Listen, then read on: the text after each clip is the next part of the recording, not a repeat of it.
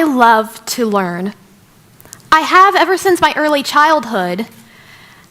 I enjoyed spending my days devoted to enriching my mind with information with which I thought of as interesting. When I was young, a lot of changes happened in my life, which led me to becoming homeschooled until the 3rd grade. My methods of learning during this time were special. My mom, who is knowledgeable beyond her years, and honestly one of the smartest people I've ever met, was, and I think both her and I can agree to this, not exactly the best teacher. That's not to say I did not know how to read and write. I was quite exceptional in that regard.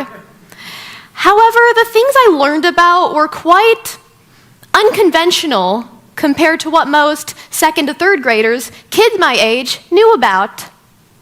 For example, I could talk for hours about the lore surrounding Pokemon, Queen Elizabeth I, the unicorn tapestries, roller coasters, tornadoes and tsunamis. I knew so much about these topics. But beyond that, if you asked me what, say, 2 times 2 was, yeah, I couldn't answer that for you. It was clear that my learning wasn't really focused on the mathy aspects of education. I was enrolled in an actual school starting in 3rd grade. Aww. In theory, this place would be like a second home to me. Being in a center of learning and knowledge, what more could I want? Unfortunately, I struggled with adjusting to actual school.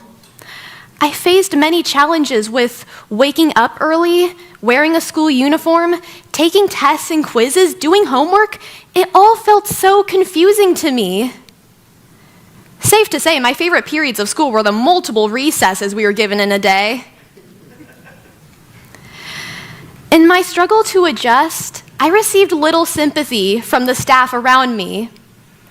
There was a time where I was sent to the principal's office, and I couldn't leave, even when I started crying, until I had confessed to cheating on a test. I didn't know that taking out my textbook in the middle of an exam was considered cheating. I didn't know how tests worked at all. No one had told me. It was because of this experience and other experiences that I quickly felt isolated and found no joy in school.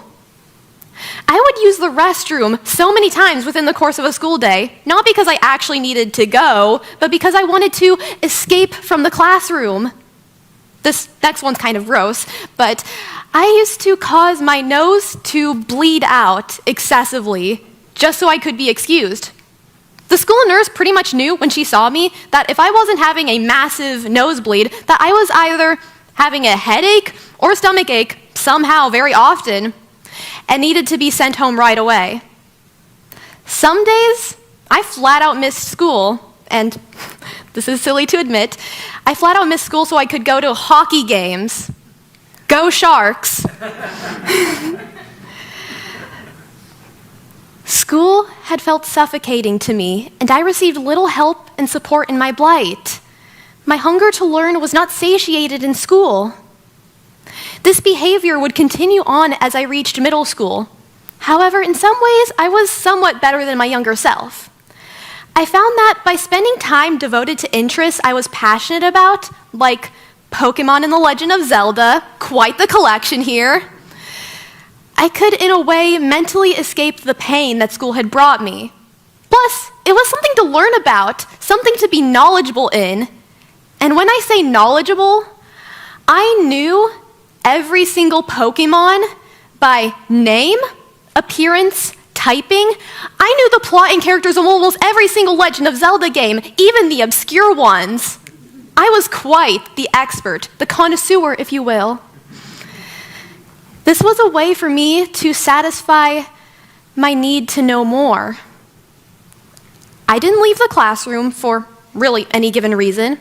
I wasn't really late to my classes, nor did I miss many days of school. However, insecurities arose in me that I was ignorant of back in elementary school. I had not spent much time socializing with the kids my age. There was something that felt very intimidating about it, and it felt easier to just be by myself. When I reached middle school, my social skills were not great. I struggled with understanding basic social cues and how to compose myself in a way that showed confidence rather than complete awkwardness and insecurity.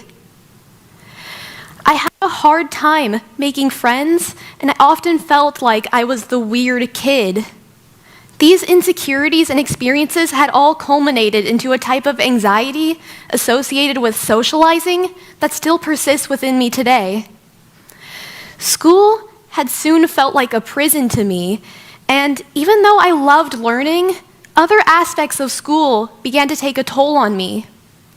I was quiet, reserved, awkward, spacey, and most importantly, I felt alone. In a way, I had almost accepted my fate as a life filled with unhappiness and escapism.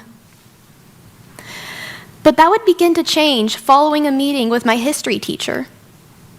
During one of his lessons covering religion, the topic of reincarnation came up.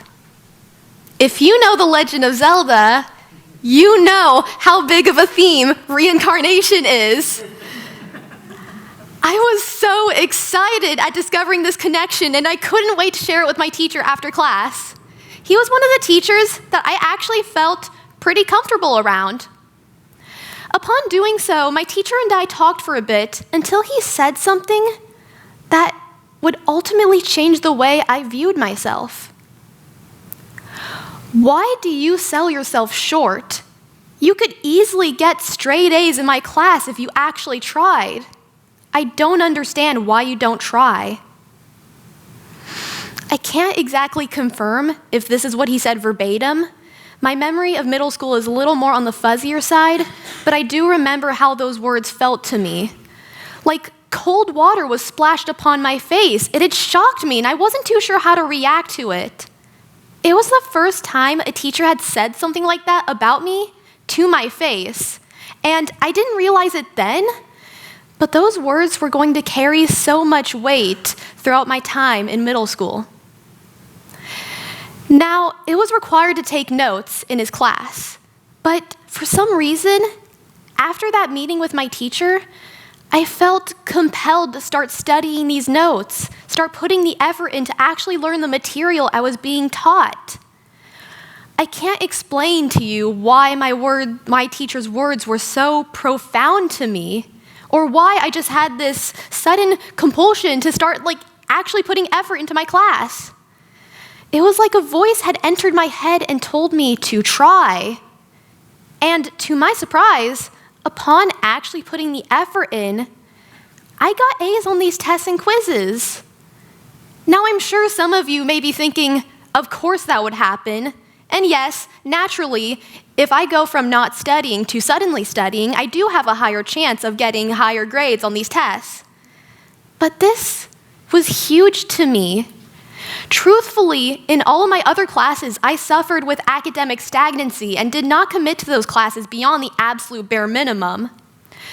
But for once, because of those A's I got on my tests and quizzes, I got a taste of what it felt like to do well academically, which prior to my meeting with my teacher felt completely foreign to me.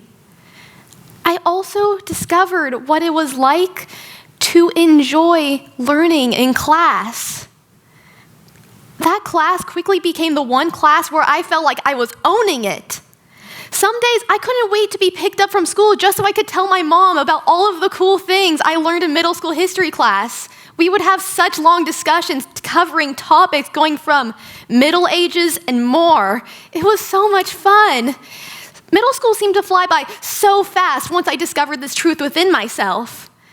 And then slowly high school came around, and here I thought, with all of this newfound confidence, I could shed this old image of me and embrace a new era of Marie Claire Davenport.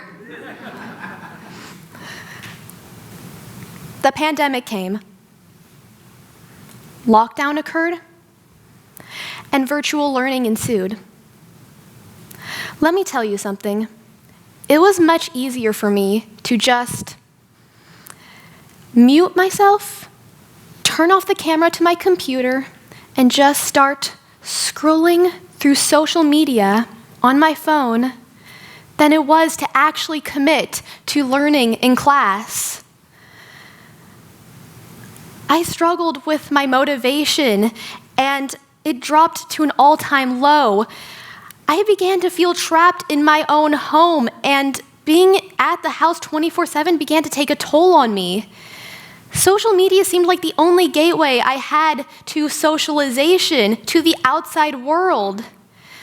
But because of this lack of drive, I sometimes struggled to get out of my own bed.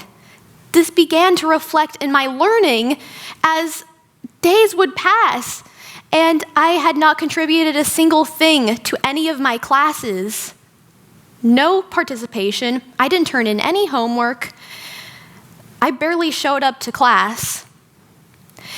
This began to reflect in the report card comments I got.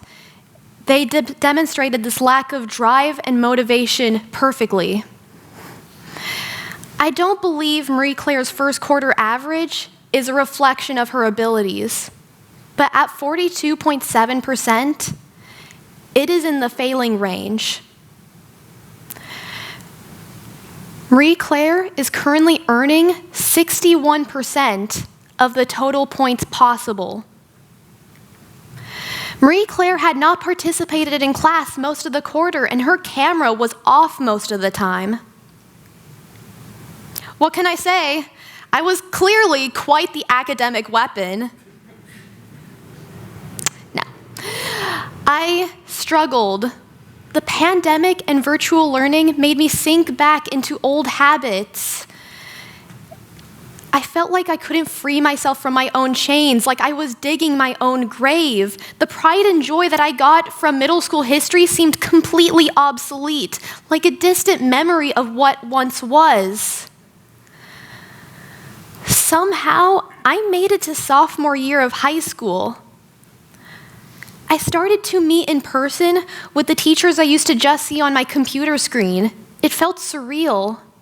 But what felt even more bizarre was the fact that when I was struggling in these classes, I started to receive in-person support from these teachers.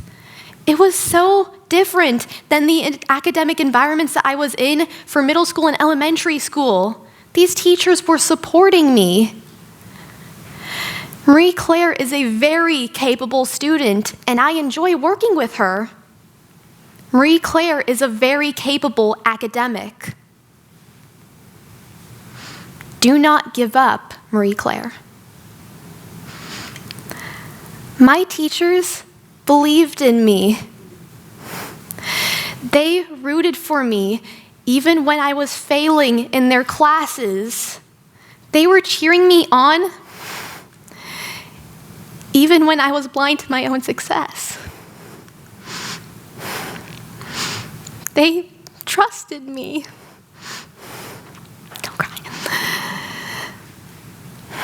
Little by little, I started to gain the motivation to commit myself to school, to put effort in my classes, and most importantly, to learn. It was not easy. It was not like middle school history class. There was so much work I needed to catch up on for multiple classes. But with the support given to me from my teachers, I felt like I had the strength I needed to keep trying despite the immense challenges I had gone through. The support also helped me gain a new sense of confidence in myself. I started to love learning in class slowly and surely. And my report card comments also saw quite an improvement. Marie Claire ended the year on a high note in English 3. Marie Claire, I was impressed by your level of work on the final exam. 98.5%. Not to brag, but going from a 42.7% to a 98.5%, that's quite the improvement, if you ask me. Marie Claire is an excellent student who was always willing to participate in class. Yes, these are real comments that I got on my report cards. Throughout my time in high school, I have faced a lot of hurdles and challenges, but with the support given to me from my friends, my family, and my teachers, I felt like I had the strength to navigate my way through this uncertain path and get to where I am today. I am by no means perfect. I still struggle with feelings of insecurity and anxiety, but I can confidently say that I am a better person than who I used to be. I can look in the mirror now and actually smile at who's staring back at me. I look forward to going to school now because of all the cool things I get to learn about. Currently, I'm learning about evolution and Charles Darwin and everyone else who kind of contributed to this idea that we have now of evolution. I'm also learning about Gothic conventions in literature, especially about Frankenstein, which, interesting book, by the way. Definitely give it a read if you haven't already. I'm also learning about issues impacting Spanish-speaking countries and ways we can think out of the box to come up with solutions for these issues. Needless to say, I have started to love learning in class. And a quick and simple Google search can tell you just how meaningful, how impactful a teacher can be to a student, how them supporting a student can have so much influence. In sharing my challenges with education and academia with you all here today, I hope to invoke support and inspire it within an academic setting because it was truly everything to me and it will continue to be a big part of my life. Thank you.